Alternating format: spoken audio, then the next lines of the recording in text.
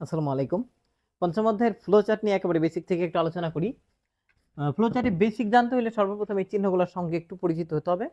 এখানে সর্বপ্রথম যে চিহ্নটা আছে এটা হচ্ছে একটা মূলত চ্যাপ্টা যে বৃত্ত, এটা সরাসরি গোল বৃত্ত না। এরকম চিহ্নগুলো সাধারণত আমরা স্টার্ট এবং স্টপ লেখার জন্য ব্যবহার করি। স্টপের পরিবর্তে অনেক জায়গায় ইন্টও লেখা দেখবেন আপনারা, ওইটাও লেখা যায়। এরপরে আসি এই যে যে চিহ্নটা আছে সামান্তরিক।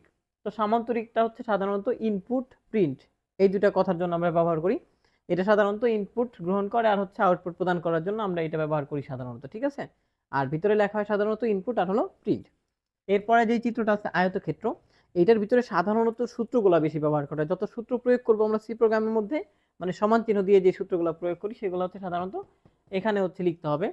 আর এছাড়াও অনেক সময় মান ধরি না আমরা, চলকের মান যেমন এক্স সমান সমান হচ্ছে 50 ধরলাম, বা আপনার ওয়াই সমান সমান 20, এরকম মানগুলো যখন ধরবো তখন এরকম চিহ্ন ব্যবহার করা হয়, ঠিক আছে।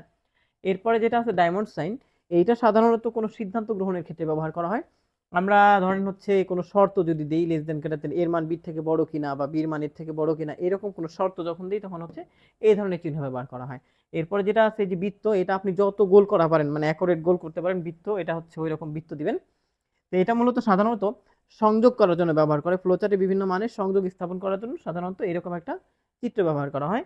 এরপর যেটা আছে এটা হচ্ছে অ্যারো চিহ্ন, মূলত বিভিন্ন দিকে আপনার ডেটা প্রবাহের দিক প্রদান করার জন্য আমরা মূলত এইটা ব্যবহার করে থাকি। এর যে কোনো দিক বোঝায়, ঠিক আছে। যেমন উপরে নিচে ডানে বামে এগুলো বোঝানোর জন্য এই চিহ্নগুলো ব্যবহার করে। তো বেসিক এগুলা বোঝা শেষ হলে আমরা এবার আসি একটা প্রশ্ন সলভ করব। এখানে যে প্রশ্নটা আছে এটা হচ্ছে দুটি সংখ্যার যোগফল নির্ণয়ের ফ্লো চার্ট অঙ্কন করো। প্রশ্নগুলো এরকম আসে সাধারণত, দুইটি সংখ্যার যোগফল নির্ণয়ের ফ্লো চার্ট অঙ্কন করো। এখানে সংখ্যা দুইটা কিন্তু দিয়ে দেয়নি, সংখ্যা দুইটা কত এটা আমরা জানি না, এখানে বলা আছে জাস্ট দুইটি সংখ্যা। তো দুইটি সংখ্যা যেহেতু দেওয়া নাই, আমরা এই ক্ষেত্রে সংখ্যাগুলোর চলক আকারে ধরে নিব। একটা সংখ্যা মনে করেন একটা চলক আমরা এ ধরলাম আর একটা হচ্ছে বি ধরলাম, এরকম, ঠিক আছে, অথবা এক্স ওয়াই যেটা আপনার ইচ্ছা মতো আপনি চলক ধরতে পারবেন। তো আমরা জাস্ট ওইভাবেই সলভ করি। আর সর্বপ্রথম লিখবো হচ্ছে মনে করি দুইটা সংখ্যা যেহেতু দেওয়া নাই, তো প্রথম সংখ্যা কি ধরবো, আচ্ছা ধরলাম এক্স, হ্যাঁ। এরপর হইলো দ্বিতীয় সংখ্যা ওয়াই। সমস্যা আছে? যদি দুইটি সংখ্যার জায়গায় বলতো প্রশ্নে তিনটি সংখ্যার যোগফল নির্ণয়ের জন্য সি প্রোগ্রাম করো, সেক্ষেত্রে আমরা কিন্তু লিখতে পারতাম সি প্রোগ্রাম বা ফ্লোচার্ট যাই বলুক, যে একটি সংখ্যা এক্স বা একটি সংখ্যা এ, দ্বিতীয় সংখ্যা বি, তৃতীয় সংখ্যা সি, চারটি বললে আরো একটা বাড়াইতাম ডি। সমস্যা আছে? তো এরকম জাস্ট আমরা সংখ্যাগুলো ধরে নিব। এরপরে আসি যোগফল। যেহেতু সংখ্যা দুইটারই উল্লেখ নাই, তো যোগ করে কত হবে তার উল্লেখটা কেমনে করবে। তো এখানে জাস্ট লিখছে যোগফল, তো আমরা যোগফলটা এরকম একটা চলক ধরে নিব, ঠিক আছে। তো এখন আপনার ইচ্ছা মতো চলক ধরতে পারবেন। আমি এখানে যোগফলটা কিছু একটা ধরলাম, যোগফলে ধরবো হইলো, আচ্ছা আমি জেড ধরলাম। সমস্যা আছে? আপনার ইচ্ছা মতো চলক ধরতে পারবেন এগুলো, ঠিক আছে। তো আমরা চলক যদি সবগুলা ধরা শেষ হয় একটা সমীকরণ আকারে এটার প্রকাশ করতে পারি। যেহেতু যোগফল জেড, জেড মানে কি এক্স এবং ওয়াই এর যোগফল, দুইটি সংখ্যার যোগফল জেড না। তো দুইটি সংখ্যা তো এক্স এবং ওয়াই, তার মানে এক্স এবং ওয়াই এর যোগফলই হচ্ছে জেড। অতএব জেড সমান সমান এক্স প্লাস ওয়াই। ক্লিয়ার? তো আমরা যেহেতু একটা সমীকরণ নির্ণয় করে ফেলছি, এখন আপনি চাইলে নিচে লিখতে পারেন যে এখন নিচে চলকগুলা ব্যবহার করে ফ্লোচার্ট অঙ্কন করা হলো, এরকম কথা লিখে সাজায় নিতে পারেন। সাধারণত যাদের ব্যক্তিগত ব্যাপার ওইটা সুন্দর করে সাজায় নিতে পারবেন। আমি চিত্রটা এঁকে দেখাই। এবার আসি আমরা চিত্রে। তো চিত্র আঁকার জন্য ফ্লোচার্ট অঙ্কন করতে হলে সর্বপ্রথম এরকম একটা চিহ্ন দিতে হবে, যার মধ্যে লিখবো আমরা স্টার্ট। তো সর্বপ্রথম এরকম দিলাম, লিখবো হচ্ছে স্টার্ট। ক্লিয়ার? এরপরে আমরা নিচে যাই হচ্ছে আরেকটা এরকম চিহ্নের দিকে। তো এটা হচ্ছে আমাদের ইনপুট। এখানে সংখ্যা আছে কয়টা? দুইটা না। তো আমরা লিখবো ইনপুট, সংখ্যা দুইটারে কি ধরছিলাম, একটা এক্স আর একটা ওয়াই। সংখ্যা যদি তিনটা হইতো তাহলে তিনটা এখানে কমা দিয়ে লিখতাম, চারটা হইলে চারটাই কমা দিয়ে লিখতাম। তো আমরা দুইটা ধরছি তাই হচ্ছে দুইটা এখানে লিখলাম আমরা জাস্ট কমা দিয়ে, এক্স এবং ওয়াই। এরপরে আমরা হচ্ছে যে সমীকরণটা বানাইলাম যোগফল, মানে সংখ্যা দুইটা নিলাম, এবার হলো যোগ করব। প্রোগ্রাম শুরু করছি, সংখ্যা নিয়েছি, এবার যোগ করব কিভাবে? যোগ করার সিস্টেম তো বলছি সমীকরণ আকারে, জেড সমান এক্স প্লাস ওয়াই, মানে যোগফল জেড, জেড আসলেই জেড সমান কি হবে, জেড মানে এই তো বলা হয়েছে আমাদের এক্স প্লাস ওয়াই, তো জেড সমান সমান এক্স প্লাস ওয়াই। হ্যাঁ, এই হচ্ছে আমাদের জেড এর মান নির্ণয় হইলো। এবার হচ্ছে আমাদের ফলাফল প্রকাশ করার পালা। তো ফলাফল প্রকাশ করা বা আউটপুট প্রদানের জন্য সবসময় এরকম বাঁকা চিহ্ন সামান্তরিক, সবসময় ইনপুট এবং আউটপুট বা প্রিন্টের জন্য বাঁকা চিহ্নটা হয় সমান্তরিক। এরপর হবে প্রিন্ট, প্রিন্টই হচ্ছে আউটপুট প্রদান করে সাধারণত। তো প্রিন্ট হলো জেড।